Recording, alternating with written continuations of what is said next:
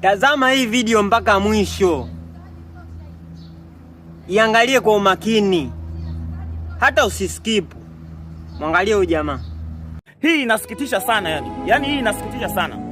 Unajiita wewe ni mke wa mtu, lakini kuna dereva bodaboda ambaye anakubebaga wewe, anaichapa bure tu kila siku. Alafu unajiita mke wa mtu. Unajiita wewe ni mke wa mtu, lakini kuna kijana muda wowote akikutaka unaenda unampa. Yani mwanaume ambaye sio mume wako anaufunua uchi wako na anautumia mwili wako kama anavyotumiaga mume wako, na unajiona uko sawa kabisa. Hii sio vizuri hata kidogo. Hii haiko sawa. Yani unamuona mume wako licha ya wewe kukutongoza mwanzo na kukutolea mahali na kukuweka ndani na kukuheshimisha, yani akakufanya asikutumie, akaona nisimtumie huyu mwanamke, nimweke wapi? Ndani. Nisimzini huyu mwanamke, nisimtumie, nisimchakaze, nimweke ndani. Nimeona wanawake wengine hawafai, lakini huyu ndo anafaa kuwekwa ndani. Mume wako anakuweka ndani, lakini wewe unaanza kumchiti mume wako na dereva bodaboda. Unamchiti mume wako na mtu ambaye umekutana naye barabarani, aidha ana gari au na biashara. Unampa mwili wako kama unavyompaga mumeo. Hii inasikitisha sana na inauma kabisa. Unajua mwanaume akichiti anafanya, wewe ukichiti unafanywa.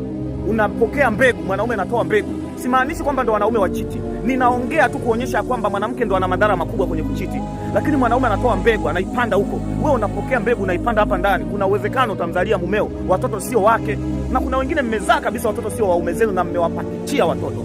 Mume wako anajua kwamba watoto ni wake, lakini maskini ya Mungu sio wa kwake, ni watoto wa mwanaume mwingine, ni watoto sijui wa dereva bodaboda, ni watoto sijui wa mshikaji wake, sijui rafiki yake.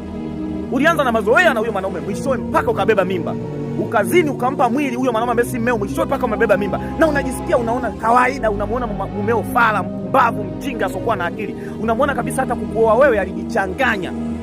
Haijakaa sawa hata kidogo. Wewe sio mke wa mtu. Wewe ni malaya. Wewe ni malaya. Haujakaa kwenye inspiration ya inspiration ni nini kudadeki kwanza. Yaani haujakaa kwenye yale mazingira ya kuwa kama mke wa mtu. Wewe bado unataka uwe malaya. Mume wako angetaka wanawake wahuni kama wewe. Mbona wapo tu tena ni warembo kuliko wewe? Wapo wanajiuza 5,000 3,000. Kwa nini alikuoa wewe? Wewe una nini? Yaani wewe umewazidi nini malaya wale? Mbona na wewe unakuwa malaya kama wale? Nenda kajiuze basi, mumeo aje akununue huko. Lakini sio unamzalia mume wako eti kwa kisingizio yuko bize. Yaani mume wako yuko bize. Unaona huyu anajifanya hayuko bize kwa sababu anakutaka wewe. Anatoa muda wake ili akupate wewe.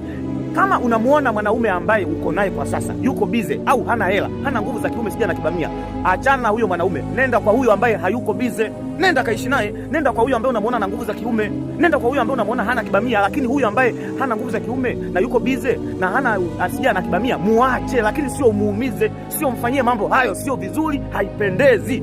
Haipendezi hata kidogo kutoa mwili wako kwa sababu mumeo alikuchukua